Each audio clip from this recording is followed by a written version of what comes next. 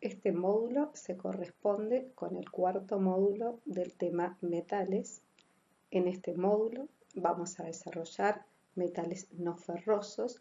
Los tres módulos anteriores referían a metales ferrosos. Recordarán en el primer módulo, cuando dimos inicio al tema de metales, planteamos una clasificación que tenía como criterio, ¿verdad?, el mineral base para la conformación del metal, fundamentalmente de las aleaciones. Y hablamos de que cuando refería a hierro, íbamos a estar dentro de la familia de los metales ferrosos, y en el caso de los no ferrosos, que son los que vamos a desarrollar en este módulo y en el siguiente, justamente refiere a que contienen hierro o en muy baja proporción, menor al 1%, o no contienen. Aquí tenemos algunas imágenes de metales no ferrosos. Identifican alambre de cobre, las latitas, por ejemplo, de refresco, perfiles de aluminio, algunos conductos que podrían ser algunas extracciones de equipamiento gastronómico, como podrían ser las chimeneas que aparecen en esta imagen. Entonces, ¿cuáles son los metales que vamos a desarrollar dentro de la familia de los no ferrosos? Recordarán esta imagen seguramente de quinto, cuando hacían quinto científico, las clases de química, la tabla periódica y toda la información que se hacía en relación a los metales. Bueno, ahí tenemos indicados con unos círculos algunos de los metales que vamos a desarrollar y su ubicación, ¿verdad?, en la tabla periódica. El aluminio, el zinc, el cobre, el níquel, el cromo, estaño, titanio, incluso plomo. ¿Ven? También vemos en el número 8 que aparece el hierro, que ya lo desarrollamos dentro de los metales ferrosos. Entonces, justamente los que hemos puesto un círculo van a ser los que vamos a desarrollar en las diapositivas siguientes y en el próximo módulo. Al igual que hicimos con el caso de los metales ferrosos o al inicio del primer módulo, podríamos remitirnos un poquito a tratar de entender cómo se ubica o cómo es el uso de los metales, ¿verdad?, a lo largo de la historia. Incluso, para ser más claros, debiéramos de referir a lo largo, ¿verdad?, de la prehistoria. Porque la historia, como ustedes recordarán, comienza con la escritura. A partir del momento de la escritura se le reconoce como la historia. Anteriormente nos remitimos a la prehistoria. Y si se fijan, podemos ver que tenemos el paleolítico, el neolítico, dentro de la edad de piedra, claramente, y después la edad de los metales, donde tenemos un primer momento que se corresponde con la edad del cobre, luego la edad del bronce y recién después la edad del hierro. Se acordarán que en el primer módulo hicimos referencia a las primeras apariciones en el uso del hierro, a en qué elementos se utilizaban, a su difusión, tanto en la parte de Oriente como de Occidente. Bueno, acá nos estamos ubicando en relación a la historia y la prehistoria, la edad de los metales, pero fundamentalmente haciendo hincapié en el cobre y el bronce, que es de la familia de los no ferrosos.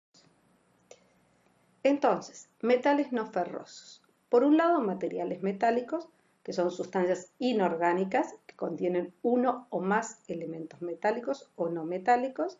Tenemos el aluminio, el cobre, el estaño, el zinc, el plomo.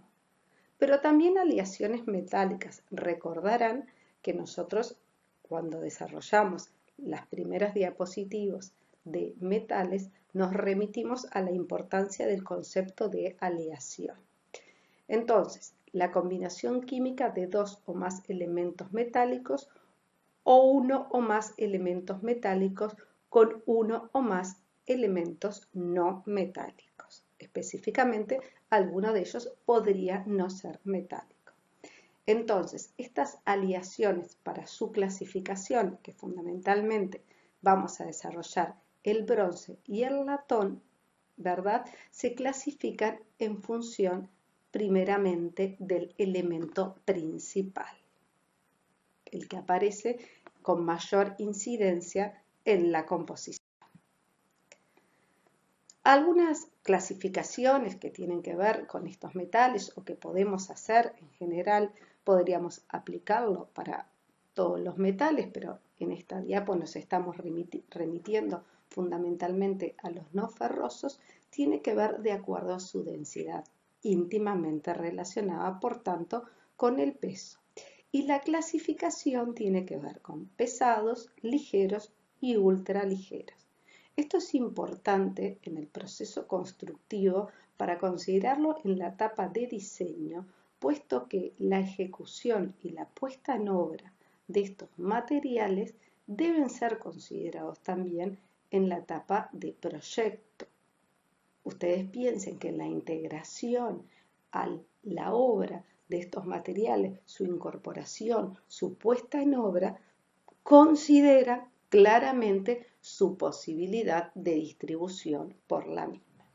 Dentro de los pesados, que estamos hablando en el entorno de una densidad de 5 kilos por decímetro cúbico, las unidades, ¿verdad? Kilo por decímetro cúbico es densidad, podemos encontrar el estaño, el cobre, bronce, latón, zinc, plomo, cromo y níquel.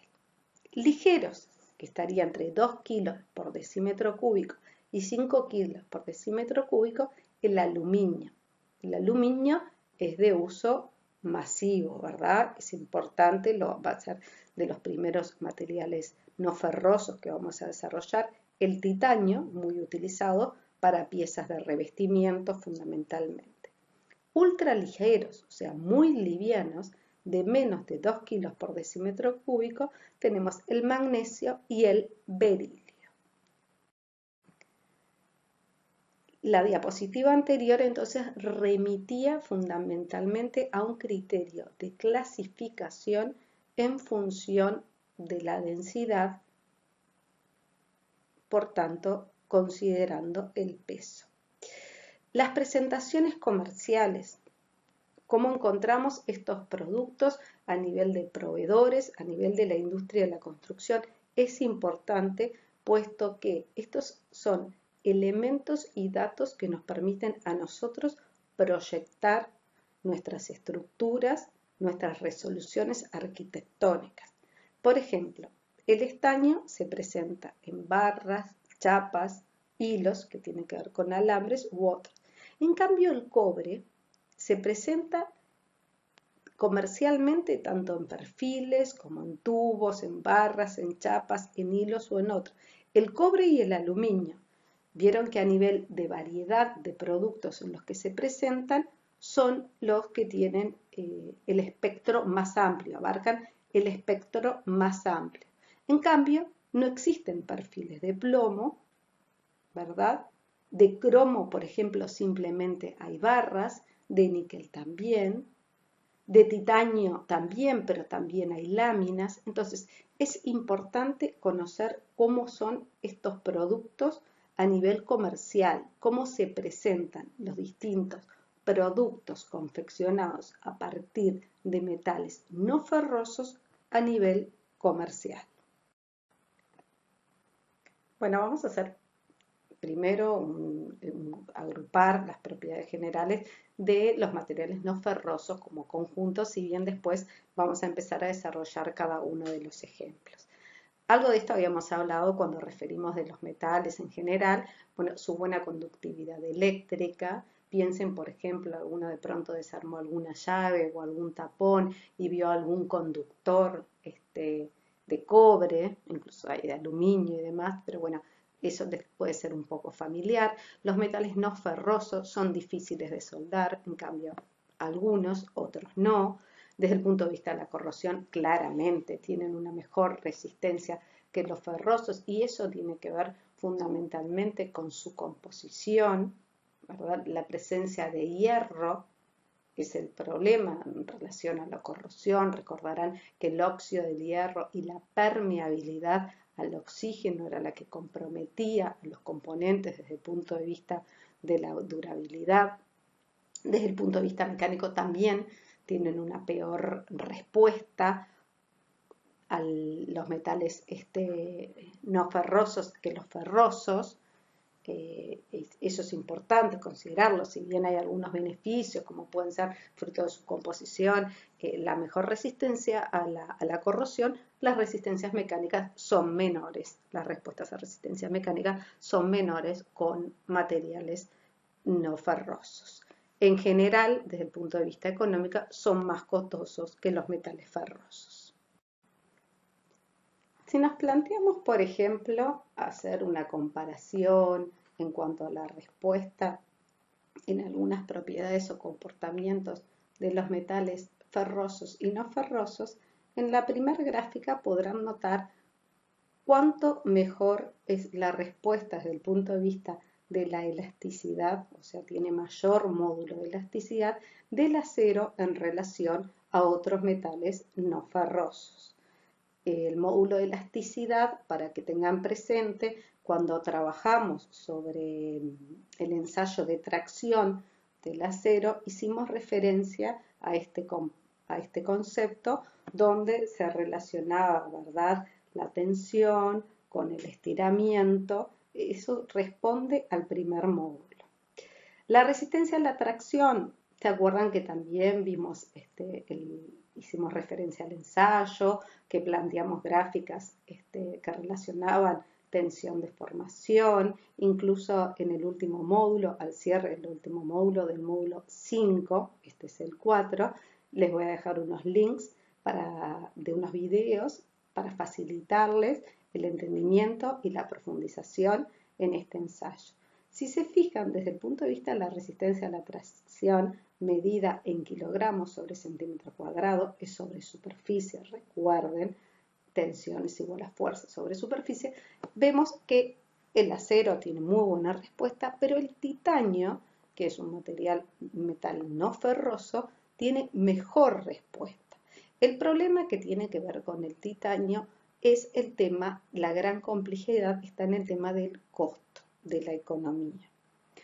Todo esto que estamos graficando y que es de fácil entendimiento en esta forma de graficación y demás, que tiene que ver con respuesta a la tracción, alargamiento, dureza, lo que a mí me interesa que ustedes logren pensar, abstraer, entender, generalizar, es que la combinación de materiales también es importante. Por ejemplo, recién estábamos diciendo que el titanio tiene una buena respuesta de resistencia a la tracción, pero desde el punto de vista económico es costoso, ¿verdad? Entonces, considerar las propiedades, su conjunto, es lo que nos permite no solamente seleccionar el material para el escenario, sino también la posibilidad de combinar materiales. Y lo que es muy importante como proyectistas es que nosotros argumentemos el porqué de esas decisiones. Muchas veces nos vamos a estar encontrando con que un material tiene una buena respuesta a una solicitación, pero de pronto en otra solicitación o en otro escenario o desde otro punto de vista no tiene una buena respuesta. Lo importante es tener clara esa situación para ver cómo atender los distintos frentes o las distintas debilidades que un material u otro puede tener. Este es un concepto generalizable, no solamente refiere a los metales, pero me parecía interesante y de orden poder transmitírselos. La última gráfica, por ejemplo, relaciona durezas. ¿Se acuerdan que tenía que ver con la resistencia a ser rayado o penetrado o atravesado? Bien, tenemos por ejemplo el caso del acero, que tiene un alto valor de dureza, el titanio también. Entonces, la dureza, ¿cuándo importa? ¿Frente a qué exigencia? ¿Verdad? En la selección para un pavimento, en la selección para un elemento que va a estar expuesto a agentes climáticos. Entonces, saber cuál es el escenario es muy importante en cuanto a la elección del material. Considerar varias variables al momento de elegir el material. Entonces, ahora sí, ya vamos a entrar en un ejemplo, a desarrollar uno de los ejemplos de materiales no ferrosos, como es el caso del aluminio. Mucho de esto les va a ser muy familiar, porque desde el punto de vista de la extracción, el proceso productivo y demás, se relaciona, ¿verdad?, con lo que veníamos haciendo de los otros materiales, los otros metales, los metales ferrosos, en cuanto a la obtención y a la producción. Entonces, claramente tenemos el material de origen, la bauxita, ¿verdad? La extracción, la refinación de la alúmina, ¿verdad? La producción de ese aluminio primario, la obtención del aluminio líquido, ¿verdad? Justamente la obtención del aluminio líquido para producir ¿qué? Para producir lingotes y tochos que luego recibirán las tecnologías de producción, extrusión, laminación y la colada de los lingotes, una colada continua. Digo esto porque, y no me detengo mayormente, porque ustedes recordarán que en el módulo 1 que referíamos al proceso de obtención, el esquema era bastante similar, si bien habían algunas diferencias en relación a los hornos y a la consideración del convertidor y la incorporación de oxígeno, pero sí tener claro que hay una extracción de un mineral, que hay un refinado, que hay una producción, ¿verdad? Y aluminio líquido, que ese aluminio líquido se va a volcar en moldes, lingotes o tochos, los lingotes, ahí tenemos unas imágenes, y que van a recibir mecanizado. Mecanizado tiene que ver con las tecnologías de producción que están muy bien desarrolladas en el primer módulo, ya fuera extrusión, laminación y demás. Me gustaría que retengan, ¿verdad?, el color del aluminio natural. Bien, color gris claro, entonces justamente estábamos hablando en relación al color, resistencia a la corrosión y a sustancias orgánicas. Esto tiene que ver con la protección, con el anodizado. Recordarán que en clases anteriores hicimos referencia a cómo podía ser la protección a través de la generación de una película de óxido en torno al material, es óxido de aluminio. Atacado por hormigón fresco y mortero. Fundamentalmente esto que es atacado quiere decir que se mancha. Es una de las precauciones que tenemos que tener en el proceso constructivo, por ejemplo, cuando se incorporan aberturas de aluminio en un proceso y en una instancia que se están realizando tareas de revoque, donde hay contenido de mortero. Es un material maleable, o sea que es posible de conformarse en láminas, también dúctil, la capacidad de hacer hilos, ¿verdad? Desde el punto de vista de la resistencia mecánica no es buena, no, por supuesto que no es tan buena como del acero, lo vimos en las gráficas, pero la aleación con otros metales y el temple, que después nos vamos a detener un poquito en este concepto, si bien lo van a ver en varios materiales, mejora el proceso de temple, mejora esta resistencia. Es un material fácil de mecanizar, significa que puede incorporarse a distintas tecnologías de producción y tiene gran dificultad de soldar. Es bastante común que las uniones en aluminio sean o mediante remaches, lo que se conoce como remache pop, o mediante tornillos. Si ustedes se fijan en alguna de las aberturas de aluminio que tienen en vuestra casa, seguramente van a ver algún tipo de unión como les estoy explicando. ¿Para qué se utiliza el aluminio? El aluminio se utiliza para conductores eléctricos, carpintería metálica, por ejemplo, lo que hablábamos de las aberturas, los dispositivos móviles o fijos, también para mamparas, deben haber visto mampara divisoria de servicios sanitarios, se confeccionan chapas, también se incorpora pigmentos en base a aluminio para algún tipo de pinturas, todo lo que tiene que ver con tornillería, por eso yo les decía hoy en el armado de algunas aberturas, capaz que pueden identificar la unión entre el parante horizontal y vertical de aluminio con un tornillo de aluminio, justamente para que no se dé aquello del par galvánico que estuvimos hablando en el módulo anterior. También la unión con remaches, está la posibilidad con remaches, hay perfiles y barras en aluminio y bueno, y también. Entonces, esta imagen simplemente la proyecto aquí, pero para que recuerden cuáles eran las tecnologías de producción que están en el módulo 1 de metales, la laminación, la extrusión, el estampado, que también lo vimos como forjado, como parte del forjado, el trefilado. Y la fundición fundamentalmente tiene que ver con el estado de el material líquido para que vaya a ser volcado, por ejemplo, en moldes, ya sean en piezas finales, ¿verdad? O en piezas que van a recibir un nuevo proceso de tecnología de producción. Algo de esto habíamos visto cuando vimos metales ferrosos, pero me resultaba bastante interesante este ejemplo para que vean la particularidad de la silueta, ¿verdad?, del perfil de aluminio, ¿verdad? Que si bien nosotros habíamos visto la extrusión, ¿verdad?, en las tecnologías de producción, en el primer módulo, es importante que identifiquen, vieron que es bastante compleja la forma de un perfil de aluminio en comparación con la forma de un perfil de acero. El perfil de aluminio es bastante más complejo. Y esto, en cuanto a la extrusión, está íntimamente relacionado, ¿verdad?, con la matriz, con la boquilla, por donde sale el perfil extruido. Es sencilla la explicación, ¿verdad? Tenemos el tocho, que es un producto que se obtiene, ¿verdad?, luego de ser colocado del proceso productivo, de la fundición, que se vuelca el material por colada y demás. Ese tocho va a continuar generando nuevas piezas a través del mecanizado, en este caso de la extrusión de perfiles más complejos.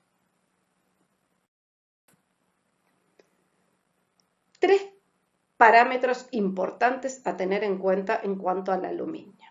Dijimos que trabajando sobre la aleación, el temple y también sobre la terminación superficial, íbamos a tener una mejor respuesta del material. No interesa fundamentalmente que ustedes analicen y recuerden esos cuadros ni demás, simplemente tener claro que el aluminio es capaz de aliarse con otros metales y que por tanto puede ver mejoradas sus respuestas mecánicas. Además de eso, el aluminio puede sufrir un proceso de temple. El temple tiene que ver con el aumento de las propiedades del material a partir de que se produce, ¿verdad?, un calentamiento del material y luego se hace un enfriamiento abrupto. De esa manera, a nivel interno, a nivel molecular, se desarrollan determinadas reacciones que favorecen la respuesta del material. ¿Ah? El concepto de temple, para que tengan una idea, por ejemplo, ustedes deben saber lo que es un vidrio templado. Justamente los vidrios templados, que son vidrios de seguridad, que tienen una mejor respuesta, que incluso si se golpean y se parten, se dividen en un montón de trozos sin que haya piezas punzantes. Justamente en los vidrios se los somete a este proceso de temple, ¿verdad?, de calentamiento y enfriamiento abrupto, y eso hace una mejora en las propiedades mecánicas fundamentalmente. También es posible trabajar sobre la terminación superficial, y el trabajar sobre la terminación superficial permite fundamentalmente una mejora en la dureza. Si ustedes ven, incluso acá refiere a otras propiedades que también mejoran, ¿no?, la elongación, además de la dureza. Pero la terminación superficial y la dureza están íntimamente relacionadas. Esta diapositiva, que un poco lo que hace es replicar lo que veníamos comentando ahora, y para facilitar un poco el entendimiento, es, miren todas las situaciones de nomenclatura de temple que pueden existir, ¿no? enfriado y envejecido, recocido, tratamiento en determinada solución y luego enfriado, tratamiento en una solución y luego envejecido, envejecido artificialmente. Bueno, justamente esta nomenclatura que aparece identificada en los productos y demás, lo que a mí me interesa que retengan es justamente el temple permite una mejora en la respuesta desde el punto de vista, decíamos también, ¿verdad?, que además del temple, la aleación también tenía incidencia en los valores de resistencia mecánica y de otras propiedades mecánicas, o de la corrosión, o de la posibilidad de ser maleable y demás. Al igual que con la diapositiva anterior, que hacíamos simplemente una proyección de los distintos temples, acá simplemente les dejo indicado las distintas formas de designación y codificación que pueden tener. Ven que dice, el segundo dígito indica el control de impurezas, los últimos dos dígitos en la serie 1 indican el porcentaje de aluminio, en la serie 2 a 7 las diferentes aleaciones de aluminio en un grupo. Fundamentalmente no es que a mí me interesa ni al equipo de docentes que retengan esto, pero sí que sepan que las distintas aleaciones afectan a las propiedades mecánicas. El otro factor que también está íntimamente relacionado, ¿verdad?, con la respuesta mecánica y fundamentalmente también con la dureza como respuesta, como propiedad mecánica también, es la terminación superficial. Las dos grandes familias de terminaciones superficiales que tenemos en el caso de los elementos de aluminio son o el anodizado, que tiene que ver con la generación de esa capa de óxido en torno a la pieza, una capa impermeable, transparente, que incluso implica un sellado de poros, de modo de impedir el ingreso del electrolito. Ese anodizado puede ser natural, o sea, a partir de óxido de aluminio, el color gris que hablábamos, o puede ser color. En general, los colores de anodizado son esos colores que tienen ahí, plateado, color champagne, color bronce, negro, también hay blanco. Pero la otra forma de terminación superficial es con pintura electrostática. Es un proceso complejo, ¿verdad?, que tiene una carga eléctrica, la pieza es cargada eléctricamente y la pintura se deposita sobre la superficie. En este caso, la gama de colores es más variada, por eso es que ustedes pueden ver perfiles de aluminio, turquesa, rojo, amarillo. Eso es pintura electrostática. En realidad, el anodizado, la gama de colores es más acotada y es en base a la generación de óxido de aluminio sobre la superficie. Acá tenemos desarrollado lo que habíamos comentado, ahí incluso tienen los colores que hablábamos del anodizado. Es un tratamiento superficial que consiste en formar una película controlada, uniforme, continua, a la cual a posteriori, ¿verdad?, es necesario generar un sellado que le da más dureza y resistencia a la abrasión, ¿verdad? Entonces, ¿qué ventajas obtengo con el anodizado? Una mejor respuesta desde la corrosión, una menor necesidad de mantenimiento de la pieza, por tanto, aumenta la dureza superficial, la resistencia a la abrasión y al desgaste íntimamente relacionado con ese aumento de la dureza superficial, y además tiene condicionantes estéticas y decorativas, me permite hacer cambio y combinación de colores y tonalidades. Acá, por ejemplo, la relación entre el anodizado y la superficie y el medio en el cual, ¿verdad?, el ambiente en el cual las distintas piezas de aluminio se encuentran ubicadas. Claramente, si nosotros tenemos una abertura interior-interior, ¿verdad?, entre dos locales interiores, la exigencia en cuanto al espesor del anodizado va a ser menor que si tenemos una abertura interior-exterior. Las condiciones del clima inciden muchísimo sobre esto. Recuerden el tema de la atmósfera y las condiciones de la atmósfera en los procesos de oxidaciones, ¿verdad? Entonces, en unidades, ahí tienen en micras, por ejemplo, tenemos distintos valores, ¿verdad?, de espesores medidos en micras, se mide en micras. Entonces, los espesores ven que varían de acuerdo a la situación de agresividad del medio. Podemos plantear muy severo, ¿verdad?, una atmósfera marina con gran contaminación industrial. En cambio, podríamos tener un interior seco.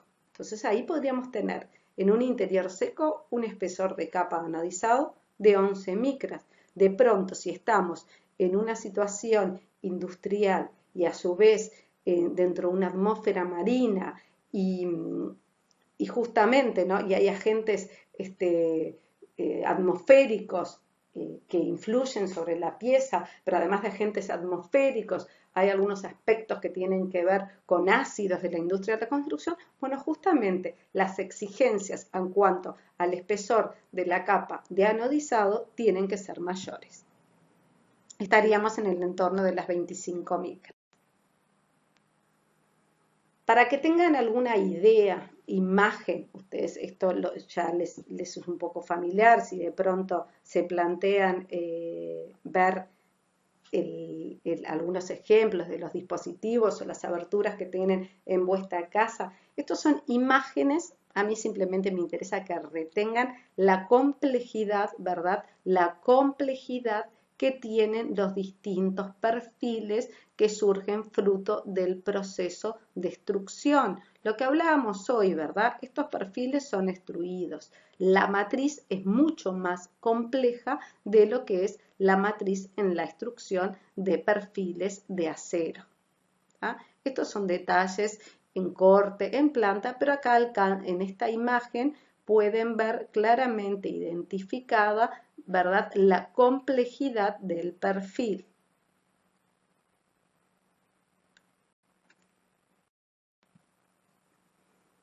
Otros elementos que se confeccionan en aluminio, grapas de amures, sistema de parasoles para control de la radiación solar, mallas en aluminio, la familia de los remaches, que tienen que ver con las formas de uniones, herrajes de movimiento y maniobra, ¿verdad?, los brazos para el caso de las aberturas proyectantes, los pomos de las puertas, algún sistema de bisagra, pomela, tiradores, falleba.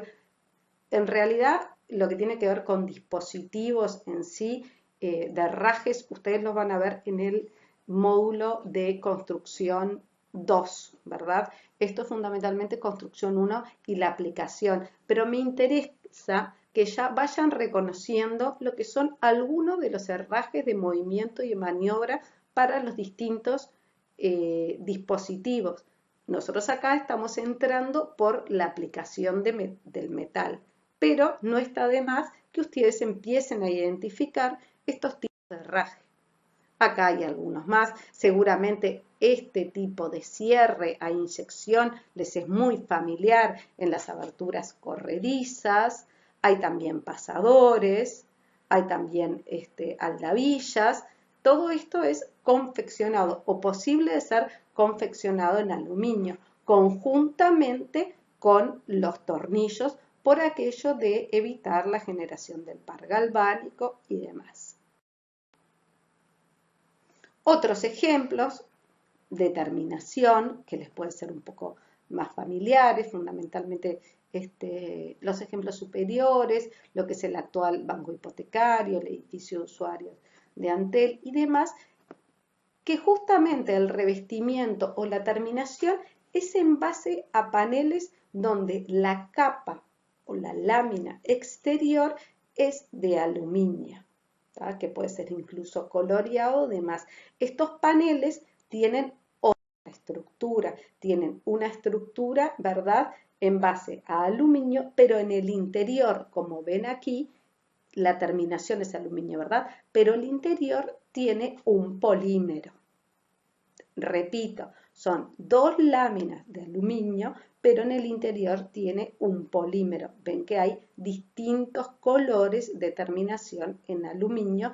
Esto responde a pintura electrostática, mientras que esto puede ser seguramente anodizado. ¿Qué beneficios ofrecen estos paneles también, verdad? Como productos para incorporar en nuestras obras de arquitectura, que son livianos. Justamente son livianos por la doble condición de que están, por los dos materiales con que se confeccionan, ¿verdad? Por un lado el aluminio, por otro lado el polímero. Eso hace que sean fáciles de manipular, tienen buena resistencia a la rotura, amortiguan las vibraciones, la facilidad de mantenimiento, que hablábamos que estaba referido a las terminaciones superficiales, los distintos acabados, también referido a las distintas coloraciones y a las terminaciones superficiales, en qué se pueden utilizar o en qué los vieron en revestimientos exteriores, seguramente en cubiertas, en stands. Es muy común que se utilicen stands o en paneles publicitarios, ¿verdad? Todo lo que tiene que ver con señalética y demás, que ahora está muy desarrollada, de pronto ustedes pueden identificar también estos paneles.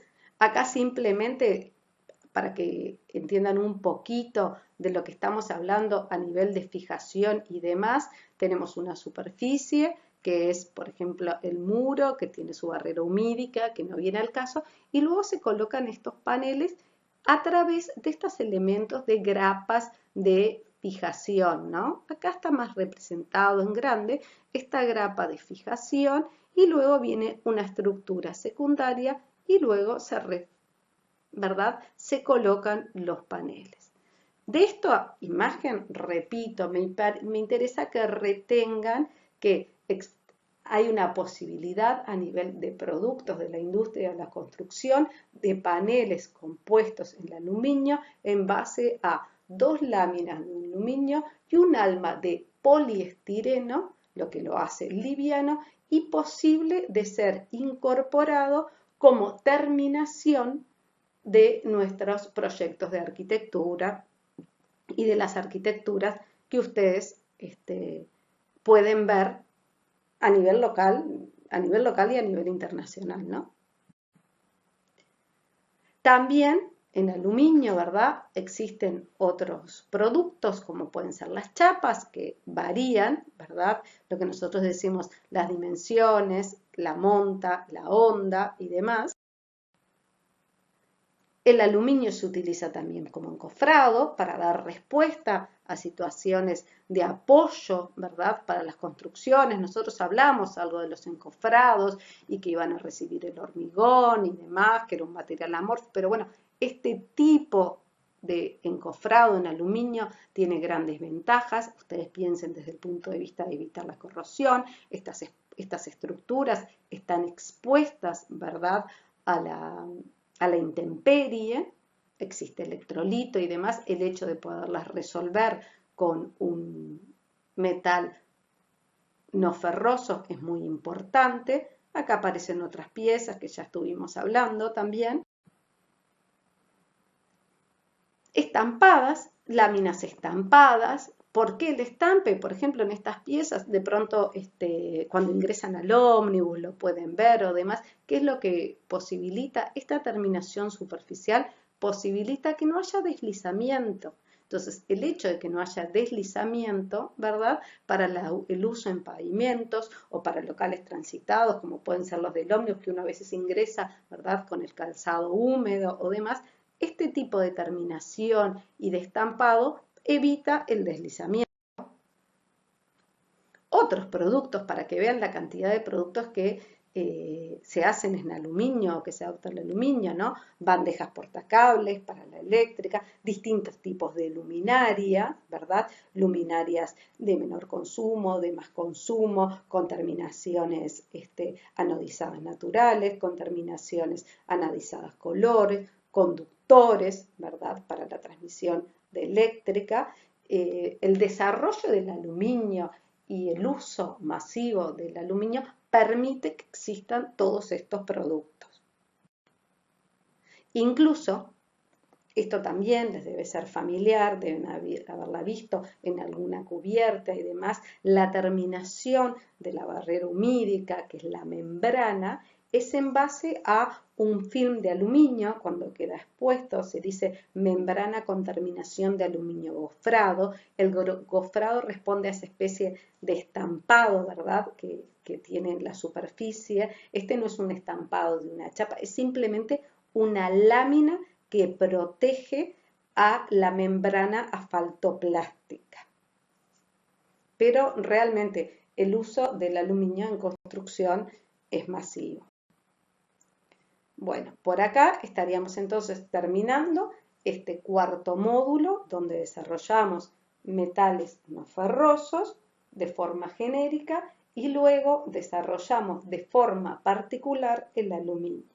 En el próximo módulo, el módulo 5, es el último módulo del tema metales y allí vamos a continuar desarrollando otros metales no ferrosos y además en el último módulo, recuerden, les voy a dejar incorporados algunos links para que ustedes puedan profundizar algunos temas de los módulos que estuvimos viendo hasta ahora y del último módulo.